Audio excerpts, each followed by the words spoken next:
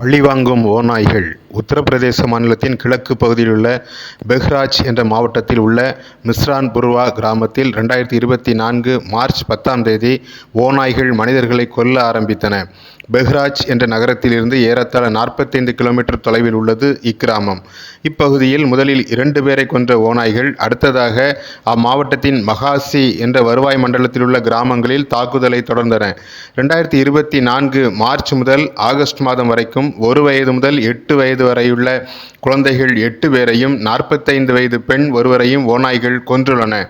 இந்த ஓநாய் தாக்குதல்கள் கஹாரா என்ற ஆற்றை ஒட்டியுள்ள பகுதிகளில் நடந்துள்ளது. திபெத்திய பீடபூமியில் மானசரோவர் ஏரியின் அருகே தொடங்கும் ஆறு கர்னாலி ஆகும். இது நேபாளத்தில் இமயமலையை தாண்டி இந்தியாவில் பிரம்மகட் என்ற இடத்தில் சர்தா என்ற ஆற்றுடன் சேர்கிறது.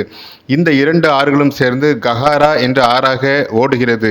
இது பீகாரில் டோரிகஞ்ச் என்ற இடத்தில் கங்கை நதியுடன் கலக்கிறது. இந்த கஹாரா ஆறு உத்தரப்பிரதேசம் வழியாக பாயும் இடத்தில் ஆற்றில் இருந்து 2 முதல் 5 கிலோமீட்டர் தொலைவுக்குள் ஓநாய்கள் மனிதரை தாக்கியுள்ளன. மார்ச் மாதத்தில் 4 முதல் 14 நாட்கள் இடைவெளியில் குழந்தைகளை தாக்கி கொன்ற ஓநாய்கள் அடுத்த 116 நாட்கள் கழித்து ஜூலை 17ஆம் தேதி தாக்குதலை ஆரம்பித்துள்ளன. 2002-2020 காலகட்டத்தில் மனிதர்கள் மீது நடந்த ஓநாய் தாக்குதல்கள் குறித்து நார்வே நாட்டைச் சேர்ந்த Norwegian institute for nature research என்ற அமைப்பு ஒரு அறிக்கை வெளியிட்டுள்ளது. ஓநாய்கள் மனிதரை தாக்குவதற்கு 3 காரணங்கள் இந்த அறிக்கையில் கொடுக்கப்பட்டுள்ளது. இறைக்காக தாக்குவது பிரிடேட்டரி அட்டாக் என்று கூறப்படுகிறது. நாய்கள் போன்று ஓநாய்க்கு வெறி பிடிப்பதால் தாக்குவது, இதை ரேபிட் அட்டாக் என்று கூறுகிறார்கள். அடுத்து ஓநாய்களுக்கு தொந்தரவு கொடுப்பதால் அவை தற்காப்புக்காக தாக்குவது, இதை ப்ரொவோக்ட் அல்லது டிஃபென்சிவ் அட்டாக் என்று சொல்லுகிறார்கள். 2015ஆம் ஆண்டுக்கு பின்னரே ஐரோப்பா மற்றும் ஆசிய கண்ட பகுதிகளில் தெளிவான புள்ளி விவரங்கள் கிடைத்ததாகவும் இதில் கூறப்பட்டுள்ளது. 2002 முதல் 2020 காலகட்டத்தில் Canada, America, Croatia, Poland, Italy, Iran, Iraq, Israel, India, Kyrgyzstan, Turkey, Kazakhstan, Ukraine, Belarus, Moldova, Russia, Mongolia, Armenia, Azerbaijan, Tajikistan மற்றும் சவுதி அரேபியா ஆகிய எல்லா நாடுகளிலும் சேர்த்து மொத்தம் 489 தாக்குதல்கள் ஓநாய்களால் செய்யப்பட்டுள்ளதாக தெரிவிக்கப்பட்டுள்ளது. இதில் ஓநாய்கள் இறைக்காக மனிதரை தாக்கியது 67 முறை என்றும் அதில் 9 பேர் உயிரிழந்துள்ளனர் என்றும், ரேபிஸ் நோய் பிடித்த ஓநாய்கள் 380 பேரை தாக்கியுள்ளது என்றும் அதில் 14 பேர் உயிரிழந்துள்ளனர் என்றும், ஓநாய்கள் அச்சுறுத்தப்பட்டதால் தற்காப்புக்காக நடந்த தாக்குதல்கள் 42 அதில் 3 பேர் உயிரிழந்துள்ளனர் என்றும் புள்ளி விவரம் கொடுக்கப்பட்டுள்ளது. 2020ஆம் ஆண்டு கணக்குப்படி இந்தியாவில் இமயமலை பகுதியில் 400 முதல் 1100 ஓநாய்களும், தீபகற்ப இந்தியாவில் 4000 முதல் 6000 ஓநாய்களும் இருப்பதாக கூறப்பட்டுள்ளது. இந்திய ஓநாய்கள் 12 முதல் 16 ஆண்டுகள் வாழும். இவை 17 முதல் 25 கிலோ எடை வரை இருக்கும். அதாவது ஜெர்மன் ஷெப்பர்ட் அல்லது லேப்ரடார் வகை நாய்களின் எடையில் இவை பாதி எடைதான் இருக்கும். இவற்றின் உடல் 1 மீட்டரிலிருந்து 1.5 மீட்டருக்குள் இருக்கும். நீளம் 57 முதல் 72 சென்டிமீட்டர் உயரம் இருக்கும். இந்த ஓநாய்களுக்கு பிடரி மயிர் குறைவாக இருக்கும். இவற்றின் முதுகு பக்கம் குட்டையான ஒல்லியான பிடரி மயிர் காணப்படும். கோடை காலத்தில் இந்த மயிர் சற்று நீளமாக இருக்கும். பொதுவாக இவை சாம்பல் மற்றும் சிவப்பு கலந்த நிறமாக காணப்படும். இவற்றின் தோள்பட்டையில் ஆங்கில வி எழுத்து போல் கருப்பு நிறத்தில் இருக்கும். கால்கள் உடலை காட்டிலும் வெளிரி காணப்படும். பொதுவாக இவை 6 முதல் 8 என்ற எண்ணிக்கையில் சிறு கூட்டமாக வசிக்கும். இந்திய ஓநாய்கள் பெரும்பாலும் இரவில் வேட்டையாடும். தனித்தனியாக அவற்றுக்கான இரையை தேடும். மான் போன்ற பெரிய விலங்குகளை கூட்டமாக வேட்டையாடும். புல்வாய் அல்லது கலைமான், சிங்காரமான், முயல் இவை ஓநாய்களின் உணவாகும். இறந்து போன ஆடு, மாடு இவற்றின் உடலையும் உண்ணும். அவற்றை உயிரோடும் பிடிக்கும். இவற்றின் கர்ப்பகாலம் 62 முதல் 75 நாட்கள். ஒரு முறைக்கு 5 முதல் 6 குட்டிகளை ஈனும்.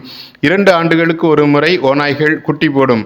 உத்தரப்பிரதேசத்தில் நடந்த ஓநாய் தாக்குதலுக்கு முதலாவது ஆற்றில் வெள்ளப்பெருக்கு ஏற்பட்டிருக்கும். அதனால் ஓநாய்கள் வாழ்விடத்தை இழந்து மனித குடியிருப்புக்குள் நுழைந்திருக்கும் என்று கருதப்பட்டது. ஆனால் அப்படி வெள்ளப்பெருக்கு ஏற்பட்டதற்கான ஆதாரம் எதுவும் இல்லை. அடுத்ததாக யாத்வேந்திர தேவ் விக்ரம் சிங் ஜாலா என்ற காட்டுயிர் வல்லுநர் ஒரு கருத்தை முன்வைத்தார். மனிதர்களை கொல்வது ஓநாய், நாய் இரண்டும் கலந்து பிறந்த ஒரு விலங்காக இருக்கலாம்.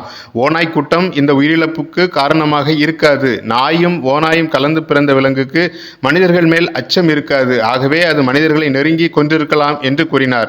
1996ஆம் ஆண்டு இதேபோன்று உத்தரப்பிரதேசத்தின் கிழக்கு பகுதியில் மக்கள் கொல்லப்பட்டனர். ஆனால் அவை அனைத்திற்கும் ஓநாய் காரணமல்ல என்ற ஆதாரத்தையும் அவர் முன்வைத்தார். டெல்லி உயிரியல் காட்சி சாலையை சேர்ந்த சௌரவ் வசிஷ்டா என்ற அதிகாரி, ஓநாய்களை அச்சுறுத்தினால் அவை மனிதர்களை தாக்கலாம் அல்லது சிறு விலங்குகளை வேட்டையாட முடியாவிட்டாலும் மனிதர்களை தாக்கலாம், மற்றபடி ஓநாய்கள் மனிதர்களை தாக்காது என்று கூறியுள்ளார். பழிவாங்கும் படலம். உத்தரப்பிரதேசத்தின் வன நிறுவனத்தின் பொது மேலாளரான சஞ்சய் பதக், தங்கள் வாழ்விடமோ அல்லது குட்டிகளோ சேதப்படுத்தப்பட்டால் பழிவாங்கும் குணம் ஓநாய்களுக்கு உண்டு, அப்படிப்பட்ட பழிவாங்கல் நடவடிக்கையாக இது இருக்கலாம் என்று தெரிவித்துள்ளார். பெஹ்ராஜ் மாவட்டத்தின் ராமுவப்பூர் என்ற கிராமத்தை சேர்ந்த மக்கள் கரும்பு காட்டினுள் 2 கிலோமீட்டர் தொலைவில் ஓநாய்கள் இருக்கும் குகையை பார்த்ததாகவும், அது கிட்டத்தட்ட 6 அடி நீளம் இருந்ததாகவும், பெருமழை பெய்ததால் அந்த குகைக்குள் ஆற்று நீர் புகுந்து விட்டதாகவும் கூறியுள்ளனர். அந்த குகைக்குள் இருந்த குட்டிகள் மழை வெள்ளத்தால் உயிரிழந்திருக்கலாம், அதற்கு மனிதர்களே காரணம் என்று ஓநாய்கள் நினைத்திருக்கலாம் என்று கிராமவாசிகள் கூறுகின்றனர். ஆனால் இந்த தொடர் தாக்குதலால் குழம்பி போயிருக்கும் வன உயிர் நிபுணர்கள் யாராவது மனிதர்கள் இந்த குட்டிகளுக்கு சேதம் விளைவித்திருக்கக்கூடும் என்றே கூறுகின்றனர். முன்பு 1996ஆம் ஆண்டு உத்தரப்பிரதேசத்தில் பிரதாப்கர் என்ற பகுதியில் உள்ள திவாரிப்பூர், காலா, ராணிகஞ்ச், பட்டி, விஸ்வநாத்கஞ்ச், பக்கத்து மாவட்டத்தை சேர்ந்த சுல்தான்பூர், ஜான்பூர் ஆகிய கிராமங்களில் ஏறத்தாழ 42 குழந்தைகள் ஓநாய்களால் கொல்லப்பட்டனர். விவசாயிகள் சிலர் ஒரு குகைக்குள் ஓநாய் குட்டிகளை பார்த்து அவற்றின் வாழ்விடத்தை அளித்துள்ளனர். அதன் காரணமாகவே 42 குழந்தைகளும் தாக்கப்பட்டுள்ளனர் என்று தெரிய வந்தது. ஏறக்குறைய 100 வனத்துறை ஊழியர்கள் 8 மாதங்கள் முயற்சித்து சாய் ஆற்றின் அருகே ஜான்பூர் காடுகளுக்குள் 13 ஓநாய்களை சுட்டு வீழ்த்தி பிரச்சனையை முடிவுக்கு கொண்டு வந்துள்ளனர். பெண் ஓநாய்கள் குட்டியை ஈனும் சமயத்தில் அவற்றால் வேட்டையாட இயலாது. ஆகவே ஆண் ஓநாய் இரை தேட புறப்படும். மற்ற இரைகளை காட்டிலும் குழந்தைகளை எளிதாக பிடிக்க முடியும். ஆதலால் அவை குழந்தைகளை கொல்கின்றன. அதே போன்ற நேரத்தில் வழக்கத்திற்கு மாறாக 2 மடங்கு சாப்பிட்டு அரைகுறையாக செரித்த உணவை குகைக்குள் சென்று வாந்தி எடுக்கும். அந்த உணவை பெண் ஓநாயும் குட்டிகளும் சாப்பிடும். குழந்தை மாமிசத்தை சாப்பிட்டு பழகியதும் அதையே முதன்மை உணவாக கொள்கின்றன என்று 1996ஆம் ஆண்டு ஓநாய் வேட்டை நடத்திய முன்னாள் வன அதிகாரி VK சிங் செய்தியாளர்களிடம் விளக்கியுள்ளார். ஓநாய்கள் துடிப்பானவை, அடிக்கடி இடம் மாறுகிறவை, அவற்றை குறிபார்த்து சுடுவது கடினம் என்றும் அவர் கூறியுள்ளார். 2024ஆம் ஆண்டு ஓநாய்கள் தாக்குதலுக்குள்ளாகும் மகாசி பகுதியில் இருந்து 227 கிலோமீட்டர் தொலைவில் உள்ளது திவாரிப்பூர் காலா என்ற கிராமம். அந்த கிராமத்தை சேர்ந்த முகேஷ் யாதவுக்கு இப்போது 52 வயதாகிறது. அவருக்கு 24 வயதாக இருந்தபோது வயலில் படுத்து உறங்கியிருக்கிறார். நள்ளிரவில் ஓநாய் அவரது கழுத்தை கடிக்க முயற்சித்துள்ளது. அதை எப்படியோ அவர் தள்ளிவிட்டிருக்கிறார். ஆனாலும் அது அவரது தொடையை கடித்திருக்கிறது. அதன் பிடியிலிருந்து மீண்டாலும் மீண்டும் மீண்டும் அது தாக்குவதற்கு முயற்சித்திருக்கிறது. கிராம மக்கள் சத்தம் போட்டுள்ளனர். வனத்துறையினர் விரைந்து வந்துள்ளனர். அவர்களை கண்டதும் ஓநாய் ஓடியிருக்கிறது.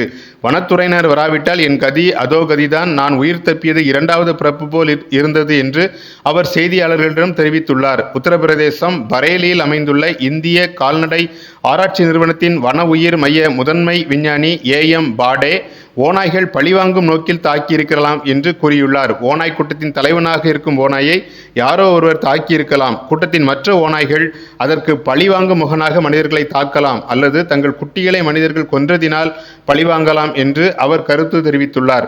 உத்தரப்பிரதேசம் பெஹ்ராஜ் மாவட்டத்தில் 2024 ஜூலை 17ஆம் தேதி முதல் ஓநாய்களை பிடிப்பதற்கான பணி நடைபெற்று வருகிறது. தாக்குதலில் ஈடுபட்டிருக்கக்கூடும் என்று சந்தேகிக்கப்படும் 6 ஓநாய்களில் 4 ஓநாய்கள் செப்டம்பர் 8ஆம் தேதி வரை பிடிக்கப்பட்டுள்ளன. ஓநாய்கள் தாக்கும் பகுதியில் உள்ள வீடுகளில் பெரும்பாலும் கதவுகள் இல்லை. கதவுகள் இல்லாததால் உள்ளே படுத்திருக்கும் குழந்தைகளை ஓநாய்கள் எளிதாக தாக்குகின்றன. கிழக்கு உத்தரப்பிரதேச பகுதியில் இன்னும் இயற்கை உபாதைகளை கழிக்க மக்கள் வீட்டுக்கு வெளியேதான் செல்கின்றனர். அதுபோன்ற சமயங்களில் எளிதாக ஓநாய்கள் அவர்களை தாக்குகின்றன. சமீபத்தில் தன் அக்காவுடன் தண்ணீர் மொண்டு வர சென்ற 12 வயது சிறுவனை ஓநாய் தாக்கியுள்ளது. அவன் உயிருக்கு ஆபத்து இல்லை. வீடுகளுக்கு கதவுகள் பொருத்தும் பணி உத்தரப்பிரதேச அரசாங்கம் சார்பில் நடைபெற்று வருகிறது.